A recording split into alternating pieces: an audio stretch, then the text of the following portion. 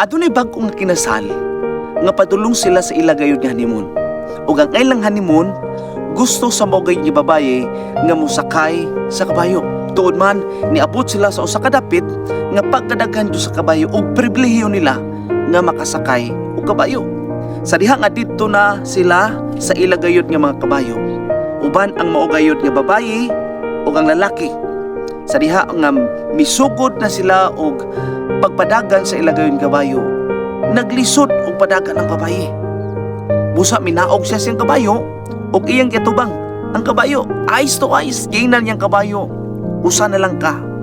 Bantay lang ka og di ka motuman ako.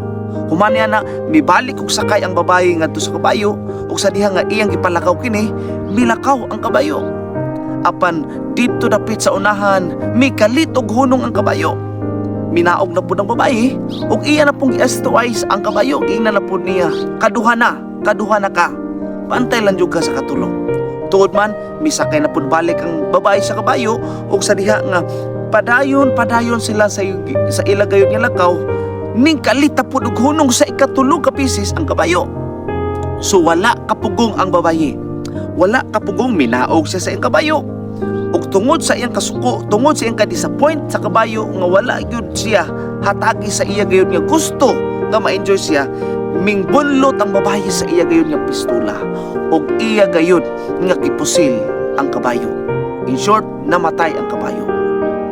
Tungod niya ang incident, may react ang bana, ang lalaki. Ningon siya nga, "Hani, dili man na mauwi mong gibuhat. Dili na sakto imuha nga imo gayud nga pasakitan ang mga hayop." Niingnan dayon sa asawa ang iyang bana, "Hani, usa na lang ka.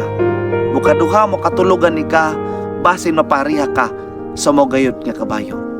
Mga higala, God's compassion never fails. Yes, ang gugma sa Ginoo dili kayud mapakyas. Bisan unsa man ka kamasalaypon, bisan unsa man kadako ang imong sala, ang gugma sa Ginoo lapad, ang gugma sa Ginoo lawom, ug gusto niya nga dawaton ikaw sa kanunay sa iya gayud nga kinabuhi. Bisan kapila ka napakyas diha sa ang tubangan, bisan kapila ka nga imong nahimo ang mga butang nga kapahilayo diha kaniya, God's compassion never fails. In Lamentations chapter 3 verse 23 it says, God's compassion never fails and there are new every morning. Yes, bag-o kad adlaw ang gugma sa Ginoo alang kanimo kanako.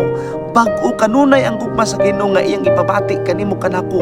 Tungod kay siya, gusto siya nga ikaw mahimo nga kabahin kanunay siyang puder, mahimo nga kabahin diha sa iya gayud nga pulianan. Karon nga adlaw hinumdumi, God's compassion never fails.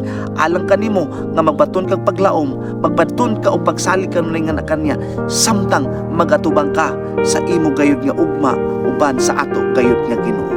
Kung ganahan ka niini gayud nga video, please like, comment on the section and follow for more. Daghang salamat.